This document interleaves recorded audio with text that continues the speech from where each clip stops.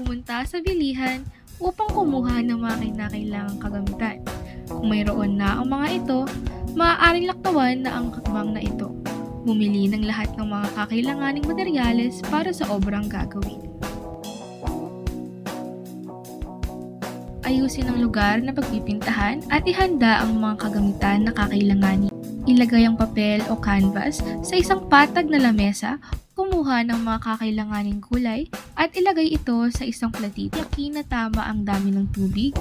Dahan-dahang ipinapahid ang pintura sa papel gamit ang brotsa.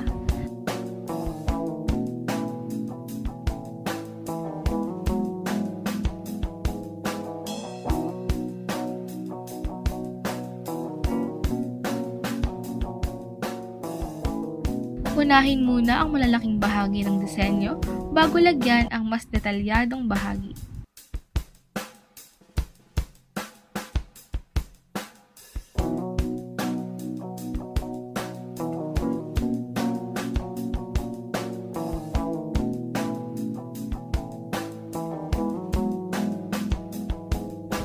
Hayaan munang matuyo ang bawat bahagi.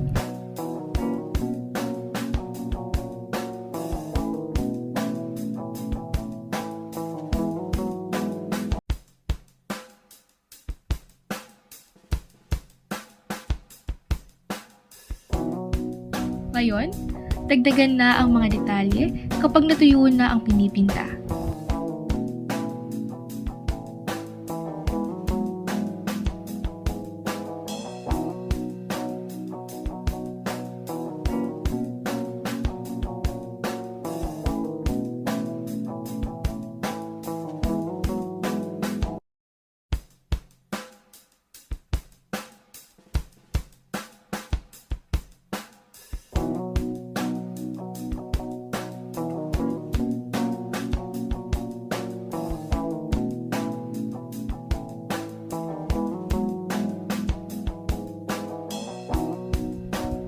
Kapag tuyo na ang pangunahing kulay, dadagdagan na ng maliliit na detalye ang obra.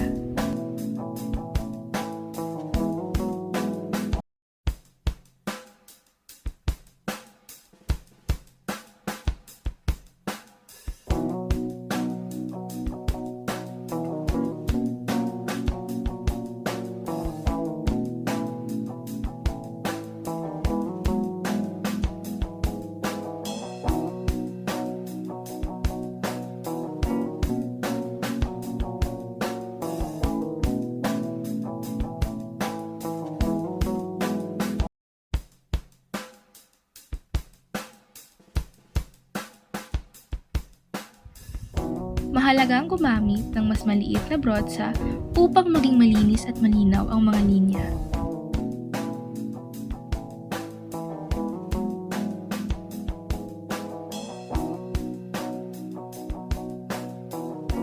Ayusin ang mga bahagi na nangangailangan ng dagdag na kulay o anino upang mas maging buhay ang pintura.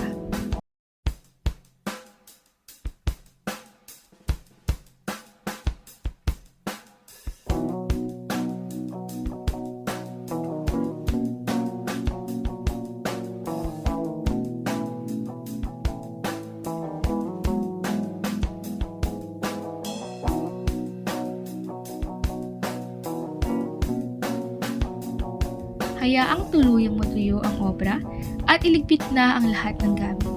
Tiyakin na walang natirang kalat at ang natapos na obra ay ligtas at handa nang ipakita.